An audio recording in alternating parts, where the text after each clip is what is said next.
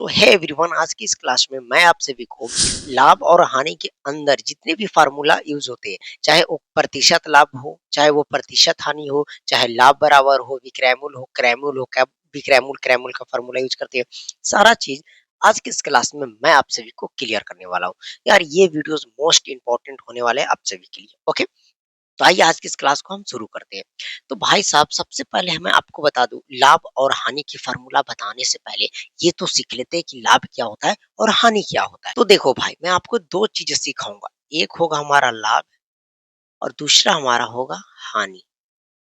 लाभ को इंग्लिश में हम लोग बोलेंगे प्रॉफिट और लॉस। हानि को क्या बोलेंगे? लॉस। बहुत ध्यान से समझना, बारीकी से समझने का प्रयास कीजिएगा। आपका 1% का भी डाउट नहीं रहेगा। अब हम यही दो चीजें से समझेंगे कि लाभ कब होता है और हानि क्या होता है। इसी के अंदर कोई दो चीज और आएगा। अब मैं आपको एक थोड़ा सा स्टोरी बताता हूँ, एक कहानी बताता हूँ, उस पर आप थोड़ा सा ध्यान दीजिएगा। उसके बाद आपके लाभ और हानि और बहुत बेहतरीन तरीका से क्लियर हो जाएगा। जैसे आप ही जो आप वीडियोस देख रहे हैं, आप जो पढ़ रहे हैं लाभ और हानि, आप दुकान में गए और किसी एक कलम को खरीदे। क्या करें? आप किसी एक कलम को खरीदे। आप मान लीजिए एक कलम खरीदे। क्या खरीदे? कलम खरीदे। और वो जो आप कलम खरीदे वह 10 रुपया में खरीदे। भाई साहब समझना, आप जो वो कलम खरीदे, तो वह आप देखो, मैं यहाँ पे बना देता हूँ, आपको बना देता हूँ। चलो, मत कहना कि सर इतना स्मार्ट क्यों हमको बनाए हैं। ठीक है ना? चलो, बाल है तुम्हारे पास, तो चलो ठीक है, तुम इस कलम को खरीदे हो भाई 10 रुपया में। ठीक है? और तुम आते हो अपने घर और तुमको इस कलम से लिखने का मन ही नहीं है। तुम्हारा एक दोस्त है, तुम बोलो कि यार ये मैं कलम खरीदा हूँ, मैं तुम्हें बेचना चाहता हूँ। तो तुमने इस कलम को अपने दोस्त से बेच दिया। कितना में बेच दिया? मान लीजिए तुम 15 रुपया में बेच दिया। मतलब तुम खरीदा तो 10 रुपया में और 15 रुपया में आपने बेच दिया। ध्यान से समझिएगा। चलो, यहाँ पे मैं आपको समझाता हूँ। ये आप ही हो, ये आपका एक दोस्त है जो वह टकला है, उसके पास बाल नहीं है, ऐसे समझो। ठीक है? तो ये भी एक कलम खरीदा। क्या खरीदा? कलम खरीदा। ठीक है? और यह उसी कलम को फिर ये बेचता है। मैं कुछ चीजें आपको समझा रहा हूँ यार, समझोगे तभी तो मैथ सीखोगे। तो मान लीजिए कि ये जो कलम खरीदा, ये भी ये 10 रुपया में कलम खरीदा। जो आपने कलम खरीदा वही ये भी कलम खरीदा। बट आप अपने किसी दूसरे दोस्त से 15 रुपया में बेच दिए। लेकिन ये बोराहा दोस्त था जिसके पास बाल नहीं था, ये आपका दोस्त, ये किसी कलम को 10 में खरीदा और 8 रुपया में बेचा। अब ध्यान से समझना भाई, ये खरीदा यार 10 रुपया में और बेचा 8 रुपया में। तुमने खरीदा 10 रुपया में और बेचा 15 रुपया में। बताओ कौन तेज? बोलेगे सर हम तेज है। तो जो तेज वो तो लाभ हो जाएगा, जो तेज हुआ वो लाभ हो जाएगा। मतलब कि यहाँ हमें लाभ हो गया। क्या हो गया? लाभ। अब देखिए यहाँ पे आपका जो शब्द आ रहा है वो आ रहा है एक खरीदा। क्या? खरीदा। और एक आ रहा है बेच। बेच दिया यानी बेचा। कलम को खरीदा और ये कलम को बेचा। खरीदा और बेचा, दोनों जगह शब्द आ रहा है। तो कभी भी आपको कोई बोलेगा कि किसी दाम पे किसी वस्तु को खरीदा जा रहा है, तो जब भी आपको खरीदा शब्द सुनिएगा ना, तो खरीदा का मतलब होता है क्रय मूल्य। बताओ भाई क्या होता है? क्रय मूल्य। मतलब कि इस कलम का क्रय मूल्य 10 रुपया है। और बेचा शब्द आ जाए, कभी भी सेलिंग आ जाए, सेल बेचा, तो विक्रय मूल्य। क्या भाई? विक्रय मूल्य। बताओ कोई दिक्कत? कोई दिक्कत वाली बात नहीं सर, दिक्कत कहाँ से आएगी? मतलब कभी भी खरीदा शब्द आ जाए तो क्रय मूल्य समझेंगे, बेचा शब्द आ जाए तो विक्रय मूल्य समझेंगे। खरीदा मतलब क्रय मूल्य यानी कॉस्ट प्राइस, बेचा विक्रय मूल्य यानी सेलिंग प्राइस। आप इंग्लिश में चाहे तो नोट कर सकते हो।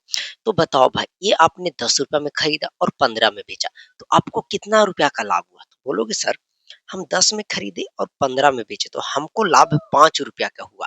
तो 5 रुपया बड़का में से छोटका को घटा के ना आप बताएं, तो कह सकते हैं कि लाभ जो निकला हमारा 5 रुपया आया। क्या आया भाई साहब?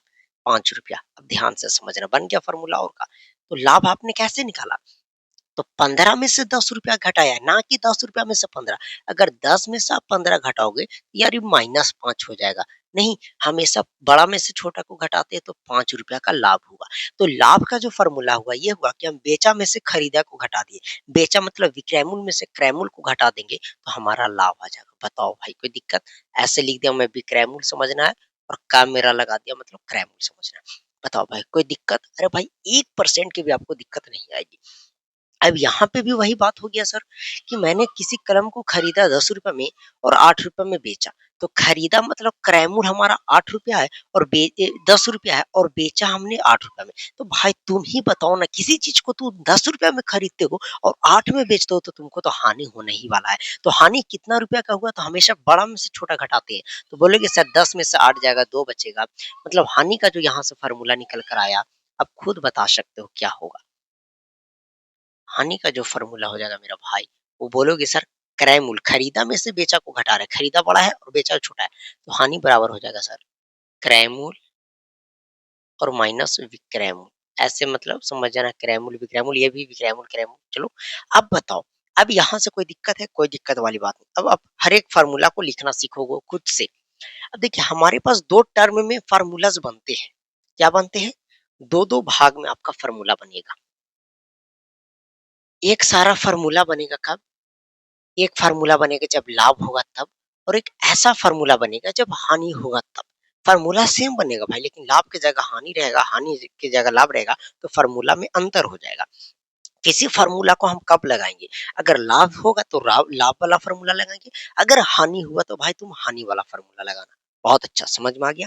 अब मैं आपको एक चीज़ सिखाना चाहता हूँ, बस यही यही की चीज़ है कि अगर जैसे प्लस में कोई चीज़ है, इसको आप बराबर के दूसरी तरफ भेजोगे तो माइनस में आ जाएगा और ये माइनस में इधर भेजेंगे तो प्लस में हो जाएगा। तो मतलब माइनस जो बदलेगा वो प्लस में बदलता है और प्लस बदलता है वह माइनस में बदलता है। ये भाई छोटा सा बात है तो मैं आप सभी को बहुत पहले ही सिखा रखा हूँ।